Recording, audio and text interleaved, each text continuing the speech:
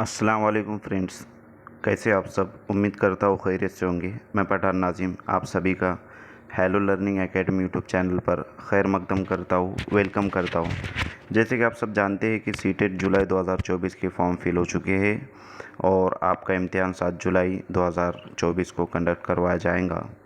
उसी के सिलसिले में जो है तो हम आपके लिए फ्री ऑफ कॉस्ट लेक्चर्स लेकर आ रहे हैं और उर्दू पेडागोजी का आज का जो हमारा ये जो सेशन रहेगा वो उर्दू पेडागोजी से मुताल्लिक़ रहेगा, जिसमें गुज़िश्ता इम्तिहान में जो पूछे गए सवालात हैं 30 नंबर जो उर्दू के होते हैं तो वो सवालिया पर्चा हम इसमें हल करने वाले हैं। अगर आप चैनल पर नए हैं तो चैनल को सब्सक्राइब ज़रूर करें, बेल आइकॉन को प्रेस करें ताकि आने वाली वीडियो की नोटिफिकेशन आप तक पहुंचे और इस वीडियो को आपके दोस्तों में ज़्यादा से ज़्यादा शेयर करें जो सीटेट 2024 की जो है तो जुलाई की तैयारी कर रहे हैं। तो दोस्तों चलते हैं हम टॉपिक की तरफ। जैसे कि आपको स्क्रीन पर नज़र आ रहा है उर्दू ज़बान, इस तरीके से आपका पेपर होता है उर्दू का। और इसमें ये बात को आपको जहन में रखना है कि जिन उम्मीदवार ने जो है जिन कैंडिडेट्स ने पेपर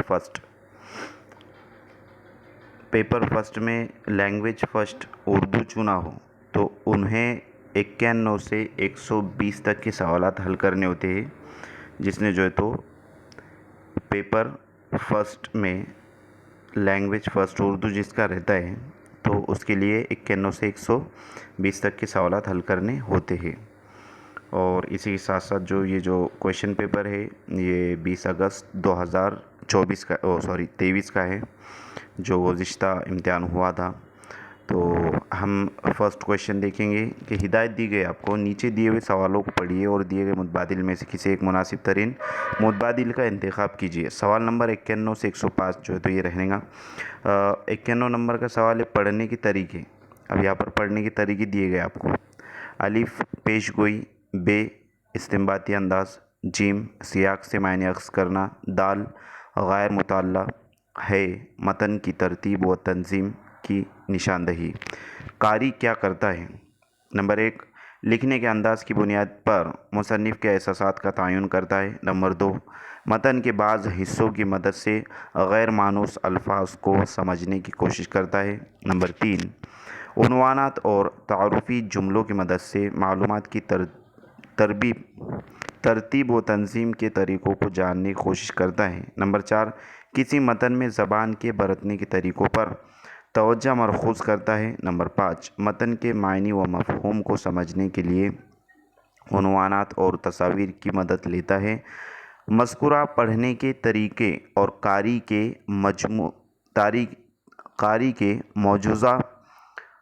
मौजूदा अमल का मिलाप कीजिए। तो आपको इसमें मतलब ये जो कारी क्या करता है, ये जो ऑप्शंस दिए गए हैं और पढ़ने के जो तरीके दिए गए तो इसमें आपको रब्त और रिलेशनशिप करना है, ताल्लुक़ करना है और आपको जो है तो ये सही से इसमें सीक्वेंस से लगाना है। तो दोस्तों आपका जो इसमें राइट आंसर जो रहेगा, सबसे पहले तो हम ये देख लेते हैं कि क्या दिया गया है। तो अगर आपको ये PDF चाहिए पेपर की तो आपको टेलीग्राम चैनल पर हमारे दे दी जाएंगी, जिसकी लिंक डिस्क्रिप्शन बॉक्स में हम दे देंगे आपको। वहाँ से जाकर आप टेलीग्राम चैनल को ज्वाइन कर सकते हो और अच्छे तरीके से इसको PDF को देखकर और समझकर आपको ख़ुद से पढ़ना है ताकि आपके कंसेप्ट आप खुद क्लियर कर सकें। तो इसमें जो आपका राइट आंसर रहेगा वो रहेगा ऑप्शन नंबर 4 कि अलिफ 5 बे 1 जीम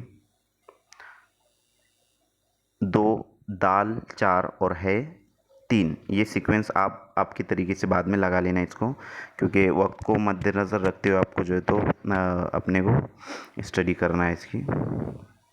92 नंबर का सवाल है मिसाल से मुमासलत रखने वाली हिकमत अमली का इंतखाब कीजिए। मैं उस ज़बान के इस्तेमाल पर तवज्जो मरकूज़ करता हूँ जिसके बारे में मुझे यकीन हो कि वो दुरुस्त है।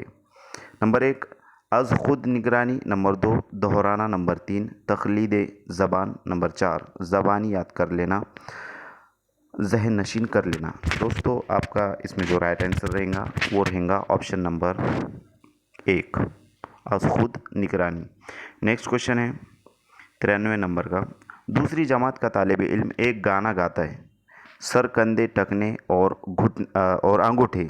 गाना गाते हुए वो उन जिस्मानी अज़ा को भी छूता है। उस्ताद किस हिकमत अमली से उन्हें पढ़ा रहा है? नंबर 1, कुल जिस्मानी रद्द-ए-अमल। नंबर 2, तरसील ज़बान की तदरीस। नंबर 3, इस्तिफ़ाइयत पसंदी। नंबर 4, समाई लिसानी। तो दोस्तों सर, कंधे, टखने और अंगूठे ये इंग्लिश की नज़म है जिसे head, shoulder, knees and toes कहते हैं। तो इसमें कुल जिस्मानी रद्द-ए-अमल जो है तो होगा, यानी कि फर्स्ट ऑप्शन आपका यहाँ पर राइट आंसर रहेगा। नेक्स्ट क्वेश्चन की तरफ हम बढ़ते हैं।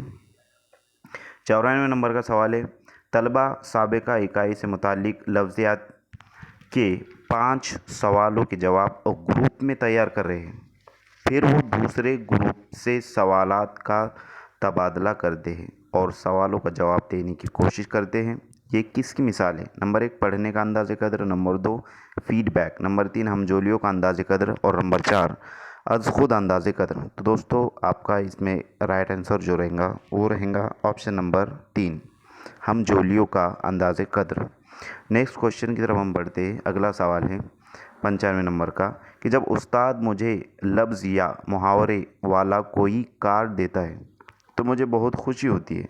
पूरी क्लास के लिए मुझे इस पर अदाकारी करनी होती है ताकि तलबा कार्ड पर लिखे लफ्ज़ या मुहावरे के बारे में कयास कर सके, यानी कि इमेजिनेशन कर सके। आमोज़गारों के तबसरों की मदद से उनकी तरजीहात मालूम कीजिए।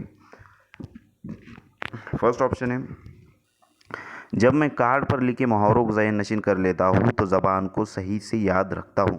नंबर 2, जब मैं सुनता हूँ तो ज़बान को सही से याद रखता हूँ। नंबर 3, जब मैं हुर्की तौर पर शामिल रहता हूँ तो ज़बान को सही से याद रखता हूँ। नंबर 4, जब मैं देखता हूँ तो ज़बान को सही से याद रखता हूँ। दोस्तों आपका इसमें जो राइट आंसर रहेगा वो रहेगा ऑप्शन नंबर 3 के जब मैं हुर्की तौर पर शामिल रहता हूँ तो ज़बान को सही से याद रखता हूँ। ये आपका सही आंसर रहेगा। नेक्स्ट क्वेश्चन है दावा और दलील, जिसको अजर्शन और रीजनिंग कहते हैं।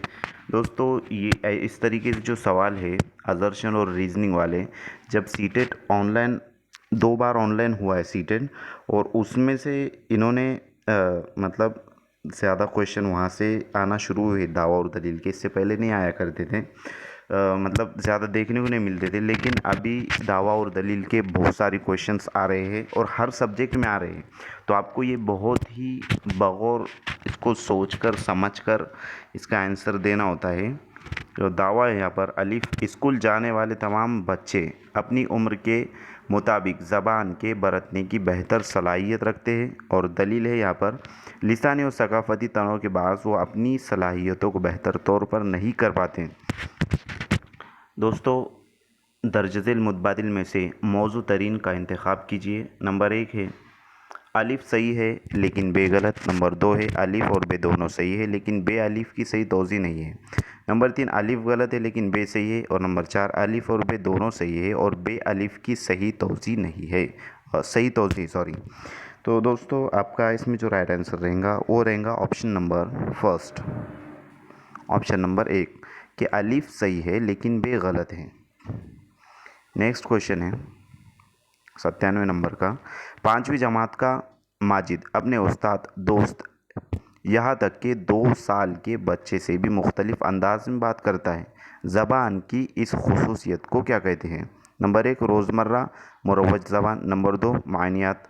नंबर 3 भूलने का अमल। और नंबर 4 फितरत पसंद।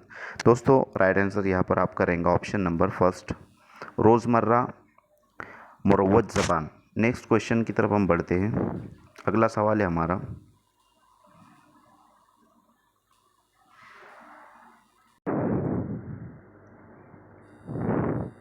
98 नंबर का। एक माँ देखती है कि उसका बच्चा बाज़ औक़ात ऐसी बात करता है कि उसने किसी बालिग को या उसके भाई बहनों को करते हुए कभी नहीं सुना था। वो तज़ब्ज़ुब में पड़ जाती है। क्योंकि उसका मानना था कि बच्चे अपने ख़ानदान और आसपास के लोगों की नकल करके ज़बान सीखते हैं।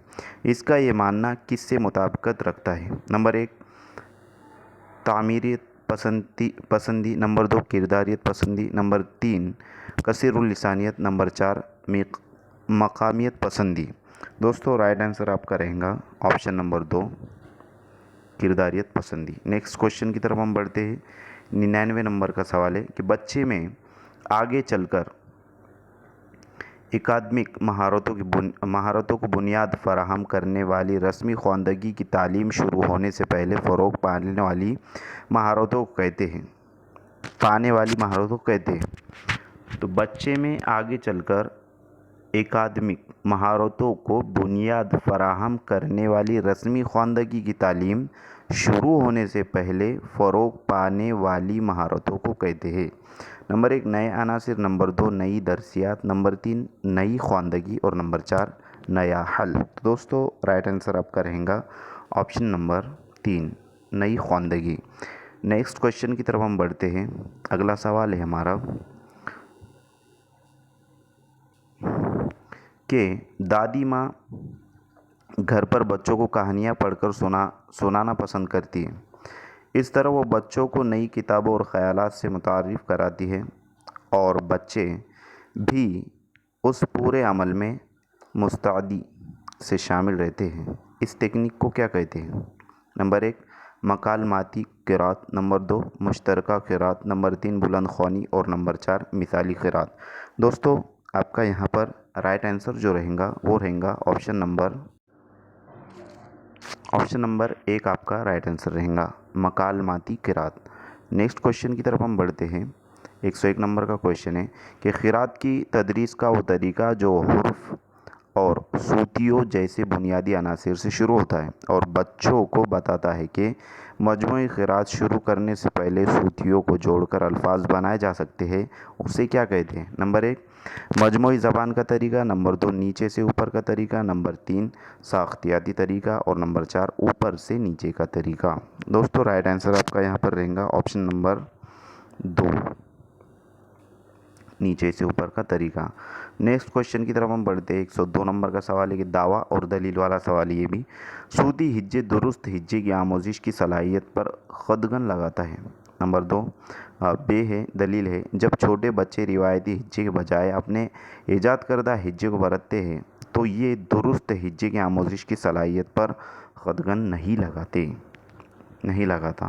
दर्ज झेल मुतबादिल में से मौजू तरीन का इंतखाब कीजिए। नंबर 1 अलिफ सही है लेकिन बे गलत, नंबर 2 अलिफ और बे दोनों सही है लेकिन बे अलिफ की सही तौज़ी नहीं है, नंबर 3 अलिफ गलत है लेकिन बे सही है और नंबर 4 अलिफ और बे दोनों सही है और बे अलिफ की सही तौज़ी है।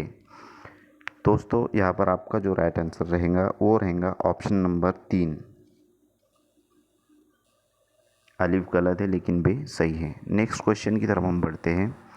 अगला सवाल है हमारा कि नई ज़बान 103 नंबर का सवाल है नई ज़बान के आमोजिश के वक्त तलफ़्फ़ुज़ के मुनफरिद उसूलों के बास बहुत से तलबा में अक्सर एतमाद की कमी होती है।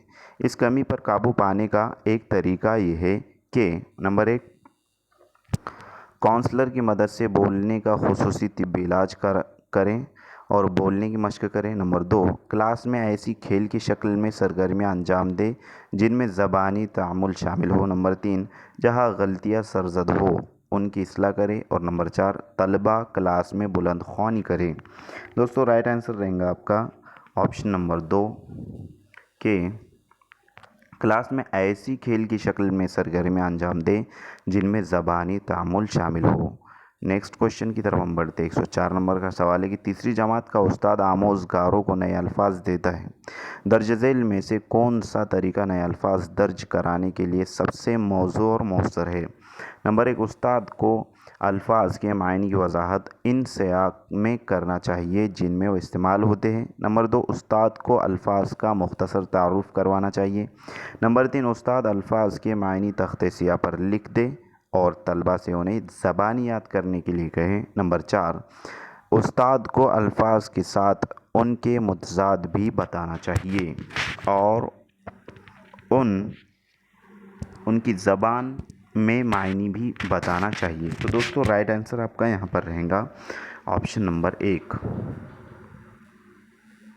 के उस्ताद को अल्फाज के मायने की वजाहत उन सयाक़ में करना चाहिए जिनमें वो इस्तेमाल होते हैं।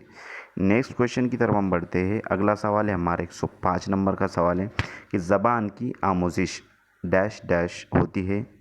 नंबर 1 महासिल, नंबर 2 अमल, नंबर 3 महारत, नंबर 4 इक्तिसाब। दोस्तों राइट आंसर रहेगा आपका कि ज़बान की जो आमोजिश होती है वो महारत होती है। ऑप्शन नंबर 3 आपका यहाँ पर राइट आंसर रहेगा। अब इसके बाद जो है तो दोस्तों हमने 151 से 105 तक यानी कि 15 क्वेश्चन देखे जो पेडागोजी से रिलेटेड थे। और इसके बाद हम आते हैं टॉपिक की तरफ जिसमें नज़म पैसेज की तरफ, जिसमें नज़म और एक पैराग्राफ होता है और उसमें से ढूंढकर आपको सवालात के जवाबात लिखना होते हैं। तो दोस्तों याद रहे कि ये जो 15 सवालात है यानी कि नज़म में से और नस्र में से यानी कि पैसेज में से, पैराग्राफ में से, तो ये 15 में से 15 आपको लाना है ताकि आपका जो स्कोर है, ये जो फर्स्ट लैंग्वेज और सेकंड लैंग्वेज होता है ये स्कोरिंग सब्जेक्ट होते हैं सीटेट में, ताकि आपको दूसरे सब्जेक्ट में आपने अगर कम भी लेते हैं मार्क यानी कि 20-22 के अकॉर्डिंग और इसमें अगर आप 25 से ऊपर लेते तो आराम से जो है तो आप 90 मार्क 90 मार्क लाना कोई मुश्किल नहीं है। आराम से आप पास क्वालिफाइड सीटेट कर सकते हो। दोस्तों यहाँ से हिदायत दी गई है कि नीचे दिए हुए शअरी हिस्से को पढ़िए यानी कि नज़म है और दिए गए मुतबादिल में से किसी एक मुनासिब तरीन मुतबादिल का इंतखाब कीजिए। सवाल नंबर 106 था 111 तक जो है तो ये नज़म का हिस्सा रहेगा, जिसमें से आपको सवाल पढ़कर उसका जवाब नज़म में से ढूंढ कर लिखना है। तो एक नज़म दी गई यहाँ पर। तो दोस्तों याद रहे कि वक्त बहुत ही अहमियत के हामिल है सीटेट के इम्तिहान में, कोई भी इम्तिहान में, क्योंकि 150 नंबरात का पेपर होता है, चाहे वो पेपर फर्स्ट हो या सेकंड, और 150 सवालात होते हैं आपके पास। तो दोस्तों आपको वक्त ज़रा भी ज़ाया नहीं करना है, एक सेकंड भी आपको वेस्ट नहीं करना है। आपका जो 150 मिनट है तो उसमें वक्त बहुत ही अहमियत के हामिल होता है। तो याद रहे कि आपको ये पढ़ना नहीं है, इसमें वक्त ज़ाया नहीं करना है, पढ़ने में डायरेक्टली आपको क्वेश्चन की तरफ आना है। तो सवाल यहाँ पर, शार ने दूसरे मिसरे में किसके इम्तिहान की बात कही है? तो यहाँ पर है ऑप्शन है नंबर 1 ज़िंदगी के इम्तिहान की, नंबर 2 सब्र के इम्तिहान की, नंबर 3 ज़ब्त के इम्तिहान की और नंबर 4 इश्क के इम्तिहान की। तो दोस्तों शार ने दूसरे मिसरे में, देखो डायरेक्टली हम नज़म की तरफ आएंगे और यहाँ पर आपको जो है तो पहले शेर का दूसरा मिसरा है, क्योंकि 2 मिसरे बनकर एक शेर बनता है। तो यहाँ पर आपको नज़र आ रहा होगा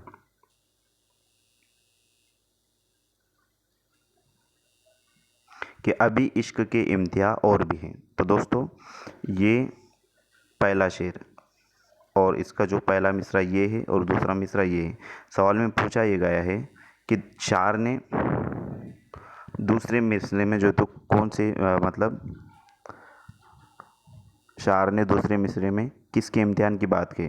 दोस्तों इश्क के इम्तिहान की बात यहाँ पर शायर कर रहा है, यानी कि आपका जो राइट आंसर रहेगा ऑप्शन नंबर 4 रहेगा, ऑप्शन नंबर 4। नेक्स्ट क्वेश्चन की तरफ हम बढ़ते हैं कि शार ने किस पर क़नाअत ना करने की बात कही है? नंबर 1 आलम निशात व इल्म पर, नंबर 2 आलिम मसरत व इनबसात पर, नंबर 3 आलम रंग व बू पर, नंबर 4 आलम रंज व गम पर। तो दोस्तों यहाँ पर आपको सवाल का जो जवाब है वो ढूंढना है कि शार ने किस पर क़नाअत ना करने की बात कही है। तो एक कोड वर्ड होता है, जैसे कि इसमें क़नाअत का कोड वर्ड है कि दूसरा शेर हम देखेंगे यहाँ पर, क़नाअत ना कर आलम रंग व बू पर। दूसरे शेर में पहला जो मिसरा आपको नज़र आ रहा है यहाँ पर, उसमें क़नाअत ना कर आलम रंग व बू पर, यानी कि राइट आंसर जो आपका रहेगा वो रहेगा ऑप्शन नंबर 3। तो इस तरीके से आपको सवालात के जवाब अग़्ज़ करना होता है। नेक्स्ट क्वेश्चन 108 नंबर का सवाल है कि शार ने शाहीन के काम को कहा है? तो यहाँ पर जो कोड वर्ड रहेगा वो रहेगा शाहीन। तो नंबर 1 है पहाड़ों में रहना, नंबर 2 है परवास करना, नंबर 3 है दूसरे परिंदों से लड़ना और नंबर 4 है तन्हाई में बैठना। तो दोस्तों लास्ट का जो यहाँ पर जो आखिरी का हमारा जो शेर है कि तू शाही है परवाज़ है काम तेरा, तेरे सामने आसमां और भी है। तो शाही का जो काम है वो परवाज़ करना बताया गया यहाँ पर। तो आपका जो राइट आंसर रहेंगे वो रहेंगे ऑप्शन नंबर 2। नेक्स्ट क्वेश्चन की तरफ हम बढ़ते हैं। अगला सवाल है हमारा 109 नंबर का। शार किस में उलझ कर ना रहने की बात कर रहा है? नंबर 1 दुख दर्द में, नंबर 2 रंज व गम में, नंबर 3 सुबह व शाम में और नंबर 4 रोज़ व शब में। तो दोस्तों यहाँ पर हम आते हैं सवाल की तरफ। इसमें आपको जो तीसरा शेर नज़र आ रहा है,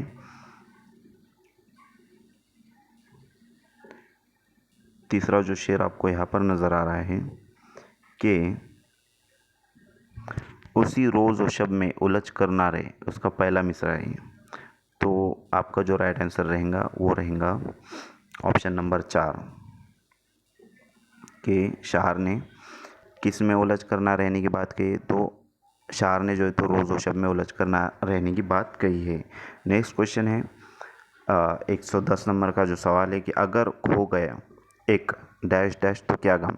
तो जेल में दिए गए लफ्ज़ों में से सही लफ्ज़ भरिए, यानी कि खाली जगह दी गई एक मिसरा दिया गया है शेर का, उसमें से आपको जवाब तलाश करके लिखना है। नंबर 1 खरमन, नंबर 2 नशीमन, नंबर 3 दुश्मन, नंबर 4 चिलमन। तो खरमन कोई लफ्ज़ होता ही नहीं है और नशीमन है, दुश्मन है और चिलमन है। तो ये आपको शेर में से ढूंढ कर लिखना है। तो यहाँ पर जो कोड वर्ड है वो है अगर। फर्स्ट ये है अगर, ये जो शेर है इसका पहला मिसरा है। तो अगर खो गया एक नशीमन, नशीमन तो क्या गम। तो आपका जो राइट आंसर रहेगा वो रहेगा नशीमन, यानी कि ऑप्शन नंबर आपका यहाँ पर 2 राइट आंसर रहेगा। नेक्स्ट क्वेश्चन की तरफ हम बढ़ते हैं। गम का मुतजाद है, गम का मुतजाद क्या है? मुतजाद यानी अपोजिट वर्ड जिसको कहते हैं हम, अपोजिट वर्ड। तो नंबर 1 है उदासी, नंबर 2 है मायूसी, नंबर 3 है दुख और नंबर 4 है खुशी। उदासी, मायूसी और दुख ये तीनों भी जो है तो रॉन्ग रहेंगे। राइट आंसर रहेगा आपका खुशी। नंबर 4 वाला जो ऑप्शन है वो राइट आंसर रहेगा, जो गम का अपोजिट वर्ड है मुतजाद है। तो ये वाहिद जमा और अल्फाज ज़िद इस तरीके से पूछे जाते हैं। नेक्स्ट क्वेश्चन की तरफ हम बढ़ते हैं। हिदायत दी गई, यहाँ पर आपका पैसेज है, पैराग्राफ है, जो कि 112 से 120 तक के सवाल इसमें से आपको करना है। हिदायत नीचे दी हुई इबारत को पढ़िए और दिए गए मुतबादिल में से किसी एक मुनासिब तरीन मुतबादिल का इंतखाब कीजिए। तो इसमें भी जो तो आपको पैराग्राफ पढ़ते नहीं बैठना है, डायरेक्टली आपको सवाल की तरफ आना है। नेक्स्ट तो जो सवाल है हमारा 112 नंबर का कि रेगिस्तानी पौधों के जिस्म कैसे होते हैं? नंबर 1 खारदार और बदनुमा होते हैं, नंबर 2 नुकीले, खुरदुरे और पतले होते हैं, नंबर 3 नोकदार और कांटे वाले होते हैं, नंबर 4 मोटे रेशेदार और फूले हुए होते हैं। दोस्तों अब आपको पैराग्राफ पढ़ना शुरू करना है कि पौधे हमारी ज़िंदगी में बहुत अहमियत रखते हैं। ये मुख्तलिफ़ माहौल में पाए जाते हैं, हत्ता कि रेगिस्तान में भी बहुत से पौधे नशोनुमा पाते हैं। रेगिस्तानी पौधों के जिस्म मोटे रेशेदार और जो है तो मोटे रेशेदार और फूले हुए होते हैं। तो ये आपका आंसर तक आप चले गए, यहाँ पर आपको स्टॉप करना है और उसके बाद वाला जो सवाल रहेंगे वहाँ से आगे आपको पढ़ना रहेगा। तो आपका जो यहाँ पर राइट आंसर होगा वो होगा ऑप्शन नंबर 4 के रेगिस्तानी पौधों के जिस्म मोटे रेशेदार और फूले हुए होते हैं। नेक्स्ट क्वेश्चन की तरफ हम बढ़ते हैं। अगला सवाल है हमारा कि रेगिस्तानी पौधे अपने जिस्म में कौन सा ज़ख़ीरा रखते हैं? नंबर 1 है ये अपने जिस्म में ग़िज़ा और पानी का ज़ख़ीरा रखते हैं, नंबर 2 है ये अपने जिस्म में कांटे और कीड़े मकोड़ों को महफूज रखते हैं, नंबर 3 ये अपने जिस्म में रेशेदार चीज़ों को महफूज रखते हैं और नंबर 4 ये अपने जिस्म में कांटेदार झाड़ियों को महफूज रखते हैं। दोस्तों हमने ज़्यादातर पैराग्राफ पढ़ा था, उसके आगे आपको पढ़ना शुरू करना है कि जैसे कि हमने यहाँ तक पैराग्राफ को पढ़ा था और यहाँ से स्टार्ट करना है, क्योंकि ये अपने जिस्म में ग़िज़ा और पानी का ज़ख़ीरा रखते हैं। तो हमारा जो जवाब है हमको मिल चुका है कि ये काय का ज़ख़ीरा रखते हैं, कि रेगिस्तानी पौधे अपने जिस्म में कौन सा ज़ख़ीरा रखते हैं, तो ये अपने जिस्म में ग़िज़ा और पानी का ज़ख़ीरा रखते हैं। ऑप्शन नंबर 1 हमारा राइट आंसर रहेगा। नेक्स्ट क्वेश्चन की तरफ हम बढ़ते हैं।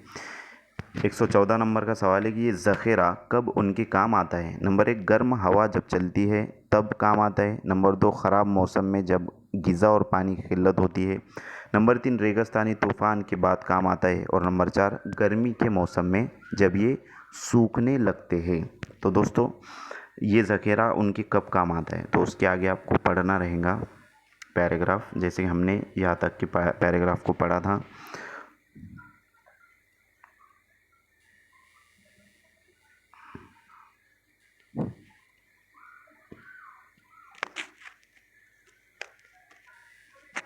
उन्हें लंबे अरसे तक ज़िंदा रखने के लिए काफ़ी है। ख़राब मौसम में जब ग़िज़ा और पानी की किल्लत होती है तो तो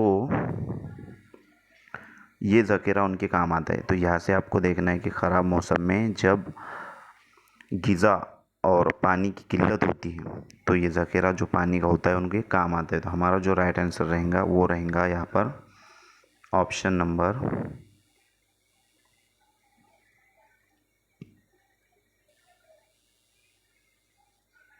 2।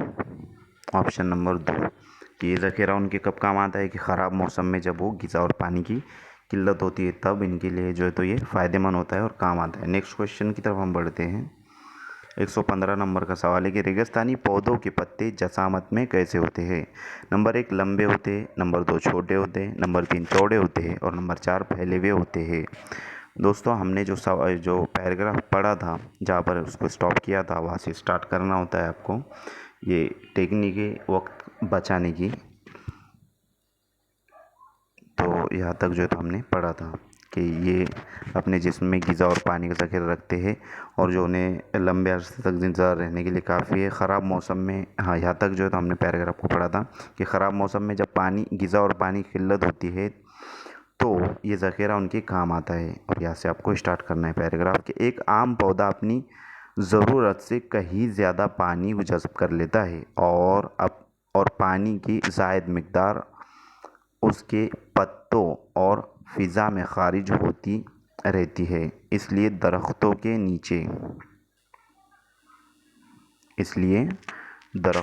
नीचे जाने से हमें ठंडक का एहसास होता है। रेगिस्तानी पौधों के पत्ते जसामत में छोटे होते हैं। ये कांटों की शक्ल इख्तियार कर लेते हैं। तो दोस्तों सवाल यही पूछा गया है कि रेगिस्तानी पौधों के पत्ते कैसे होते हैं, तो ये जसामत में छोटे होते हैं। ऑप्शन नंबर 2 आपका राइट आंसर रहेगा। नेक्स्ट क्वेश्चन की तरफ हम बढ़ते हैं। सवाल है हमारा अगला कि रेगिस्तानी पौधे का रंग कैसा होता है। दोस्तों रेगिस्तानी जो पौधा होता है उसका रंग कैसा होता है ये बताया गया है। तो नंबर 1 है कत्थई रंग का हो जाता है। नंबर 2, मटमैला हो जाता है। नंबर 3, स्याही माइल हो जाता है। और नंबर 4, सुर्खी माइल हो जाता है। तो दोस्तों हमने जहाँ पर पैराग्राफ को पढ़ना जो है तो रोके थे वहाँ से आपको स्टार्ट करना है। तो जैसे कि आप पत्ते जसामत में छोटे होते यहाँ पर हमने स्टॉप किया था, तो यहाँ से स्टार्ट करेंगे। बल्कि ये कांटों की शक्ल इख्तियार कर लेते हैं, ठीक है। उसके बाद उनका रंग भी स्याही माइल होता है। तो दोस्तों देखिए यहाँ पर सवाल पूछा हुए गए हैं कि का रंग कैसा होता है, तो स्याही माइल उनका रंग होता है।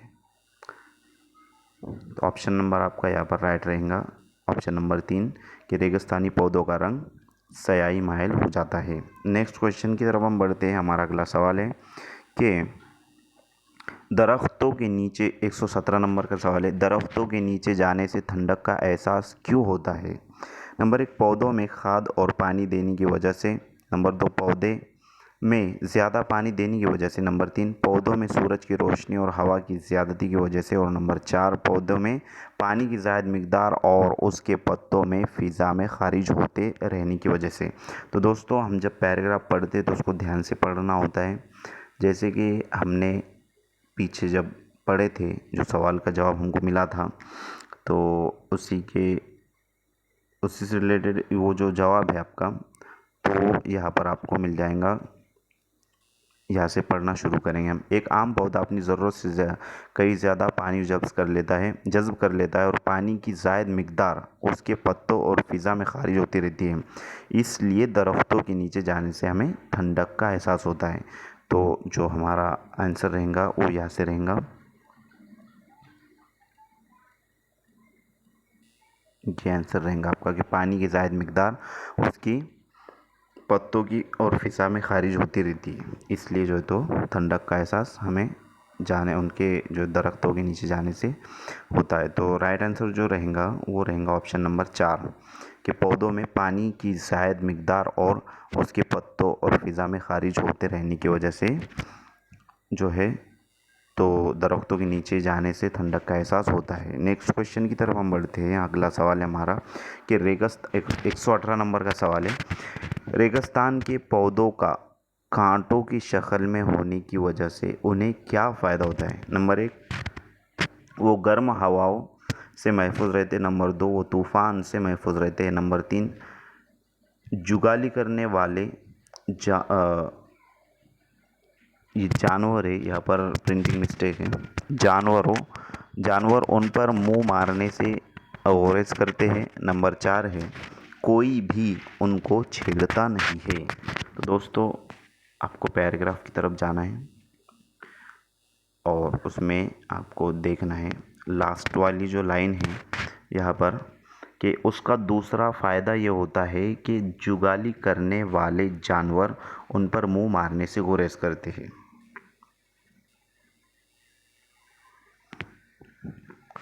ठीक है, तो जो आंसर रहेगा वो रहेगा ऑप्शन नंबर 3 कि जुगाली करने वाले जानवर उन पर मुंह मारने से गुरेज करते हैं। नेक्स्ट क्वेश्चन है 119 नंबर का सवाल है, एहसास की जमा है। तो दोस्तों आपको अल्फाज मायने भी अच्छे तरीके से यानी कि देख लेना है और इंशाल्लाह जितने भी प्रीवियस ईयर के पेपर है उसमें जो अल्फाजों के जमा है, वाहिद जमा जिसको कहेंगे हम, और अल्फाज ज़ीद यानी मुज़ाद जो आता है, तो उससे रिलेटेड एक वीडियो आपकी खिदमत में पेश करेंगे जल्दी से जल्दी इंशाल्लाह। तो एहसास की जो जमा है, नंबर 1 है हसियाते, नंबर 2 है हसियातों, नंबर 3 है हसीतों और नंबर 4 है एहसासात। तो दोस्तों राइट आंसर आपका यहाँ पर ऑप्शन नंबर 4 रहेगा कि एहसास की जमा एहसासात होता है। अगर वीडियो हमारी अच्छी लगे आपको तो आपके दोस्तों में ज़्यादा से ज़्यादा शेयर करें जो सीटेट जुलाई 2024 की तैयारी कर रहे हैं, और बेल आइकन को प्रेस ज़रूर करें। और डिस्क्रिप्शन में आपको जो है तो लिंक दे दी जाएंगी टेलीग्राम चैनल की, वहाँ से जाके आप ये PDF डाउनलोड कर सकते हैं और प्रिपरेशन अच्छे से कर सकते हैं। लास्ट वाला जो सवाल है हमारा 120 नंबर का सवाल है, फ़ायदे का मुतज़ाद क्या है। मुतज़ाद यानी अपोजिट वर्ड क्या है फ़ायदे का।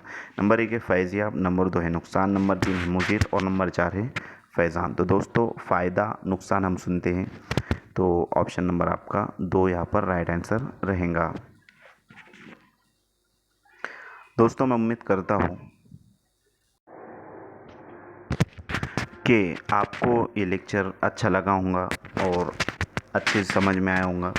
अगर आपका कोई भी कंसेप्ट है तो आप जो है तो कमेंट बॉक्स में कमेंट करके पूछ सकते हो, और नीचे आपको स्क्रीन पर व्हाट्सअप नंबर नज़र आ रहा है, वहाँ पर जो है तो आप मतलब हमारा जो ग्रुप है उसमें आप उसके ज़रिए ज्वाइन हो सकते हो, और कोई भी जो सवाल है बिल्कुल जो है तो आप व्हाट्सअप कर सकते हो सवाल भी। और हमारा जो टेलीग्राम चैनल है आपको उसको ज्वाइन किस तरीके से करना है, तो आपको डिस्क्रिप्शन बॉक्स में जाकर जो है तो टेलीग्राम चैनल ज्वाइन करना है, या फिर टेलीग्राम पर जाकर, जैसे कि हम आपको डेमो बता देते हैं। 1 मिनट, टेलीग्राम पर जाकर आपको यहाँ पर हेलो लर्निंग एकेडमी टाइप करना है और सर्च बॉक्स में सर्च करना है। तो इस तरीके से जो है तो ये यहाँ पर शो करेगा, और ये हमारे चैनल का सिंबल है।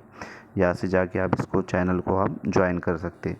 तो इसमें बहुत सारी जो है तो पीडीएफ वगैरह आपको सीटेट से रिलेटेड है, और जो प्रीवियस के जो वीडियोस हैं वो आपको यहाँ से मिल जाएंगे, जो सीटेट के लिए हमने बनाए थे।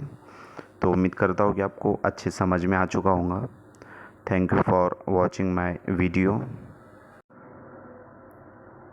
Thank you very much indeed for your cooperation and have a nice day.